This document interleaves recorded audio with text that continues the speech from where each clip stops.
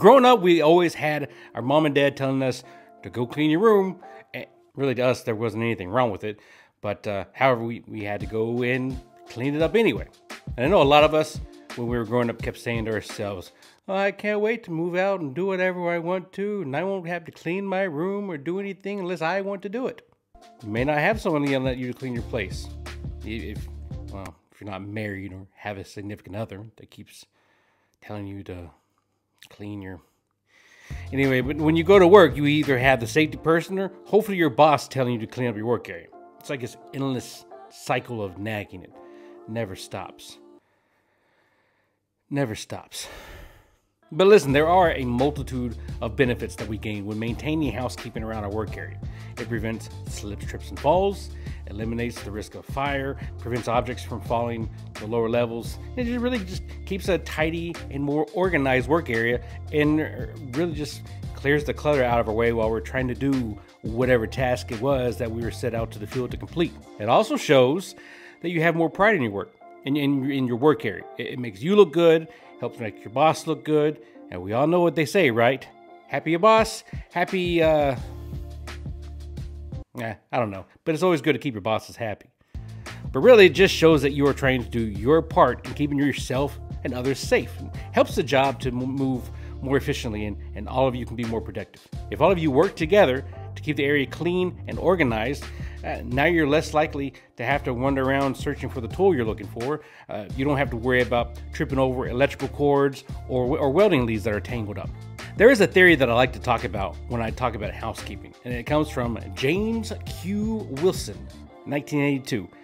He was actually a criminologist, but I feel like the same logic can apply to this as well.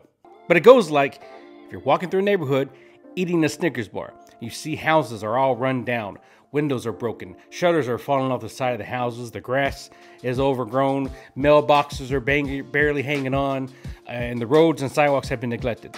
When you eat that Snickers bar, yeah, you're more inclined to just throw the trash on the ground rather than finding the appropriate trash receptacle to throw it into.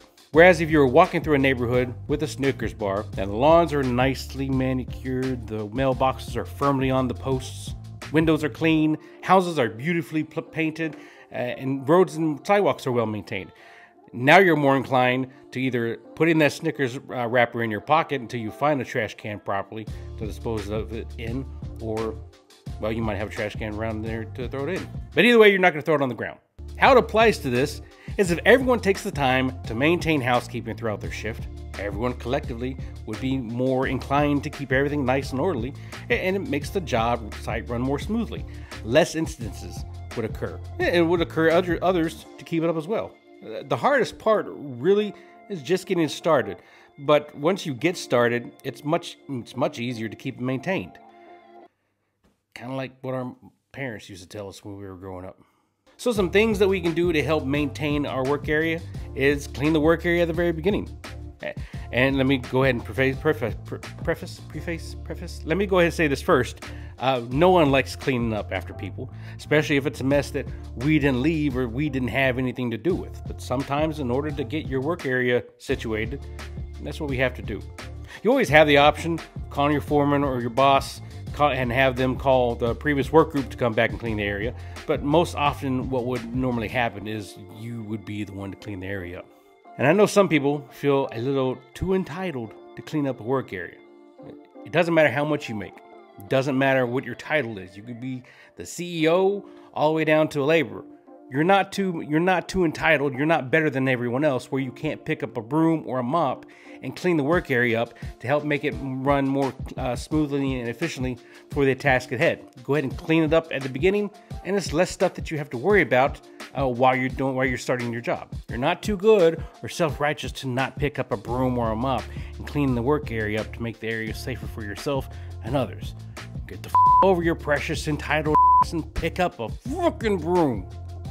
It's a pet peeve, as you can tell. The next one is secure the cords. If you have a lot of electrical cords or welding leads ran around the work area, try to secure them in such a way that isn't going to create a tripping hazard. I know some people think that it's child's play, and as long as you pay attention to where you're going, you're not going to step over or trip over them, but you aren't always going to be paying attention to where you step. And if you just secure them, it's one less thing you have to worry about. And really, it takes just a few extra minutes to do it properly. You can either tape the cords to the ground along the path that people normally travel through, or if you can't do that, you can route them overhead and along something. Just remember though, if you are going to be routing the cords overhead off of metal supports, make sure to use S-hooks and don't just lay the cords right on the metal supports. I'm not going to go into why in this video, so if you know, comment down below and tell others that are probably wondering why you should do that. The next one is clean as you go. Housekeeping isn't something that's done at the beginning of the activity and at the end of the activity. I mean, yeah, we do it then at those times, but we need to keep doing it throughout the activity. For one, it keeps things from piling up, cluttering the work area, and putting us at risk for simple incidents that could be easily prevented. But it just adds to the cleanup at the end of the shift or at the end of the activity.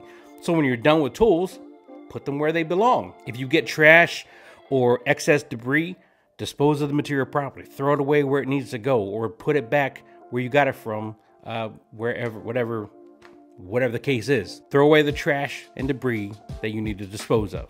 It also never hurts to try and sweep the work area and even break out a mop.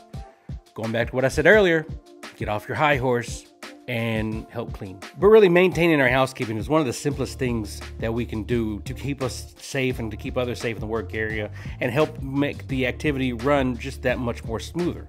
So if you think that you're a little bit too high and mighty to get a broom or a mop or whatever the case is and help people clean up, you probably need to go back home and right on off somewhere.